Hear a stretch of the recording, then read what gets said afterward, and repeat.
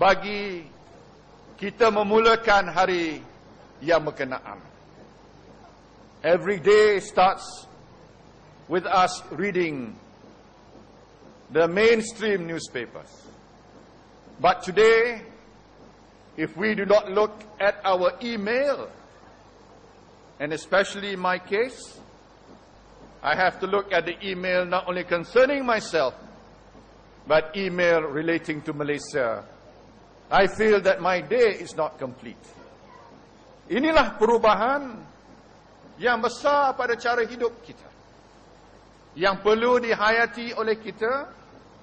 Bukanlah satu perkara yang pelik ataupun satu perkara yang janggal, tetapi satu perkara yang perlu kita lakukan. Selain daripada itu, innovation mestilah dijadikan sebagai satu budaya dalam masyarakat kita di semua peringkat. Banyak orang cakap tentang budaya, but do we know how to innovate? Inilah yang menjadi cabaran bagi kita untuk memastikan bahawa innovation is part of our culture. Because if we want to be placed in a pantheon of developed nations, we must have the ability to be creative and innovative. The ability to innovate will separate us in terms of our ability to compete at the global stage. Tuan-tuan dan puan-puan sekalian, inilah dianya keadaan yang berdepan dengan kita. And how much the world has changed. Saya masih ingat lagi, waktu saya jadi Menteri Besar Pahang, that was the time when cell phones were first introduced in Malaysia. And the size of the cell phones were unusually large and heavy. Sampai I could not carry it myself. It had to be placed in my car. And that was the beginning of the new technology for all of us in Malaysia. 1984, there was the introduction of the Motorola's and the Den calls at that time. And the size was simply enormous. But today, we all know how much it has changed and how much it has changed our lives.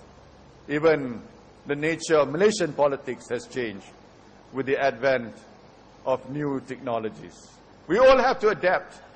I myself have started onemalaysia.com.my website, and I'm learning how to interact and respond through my website some of the questions asked, and from time to time I record my own videos so that I can answer questions from the general public. So that is the way our lifestyle has changed. Politicians have to adapt as well. You have to communicate using new technologies. And I think that is only the beginning.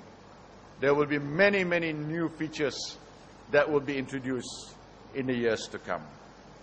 So let me congratulate Pahang for this initiative. Pahang Technology Resources Sinan Berhad has been established. The Menteri Besar is very passionate about this. He never fails to mention about Pahang's interest every time there is a meeting. In fact, for a couple of years, he's been harping on this. And now there is an opportunity for Pahang to participate. Pahang will be involved in the Fibre to the Home initiative.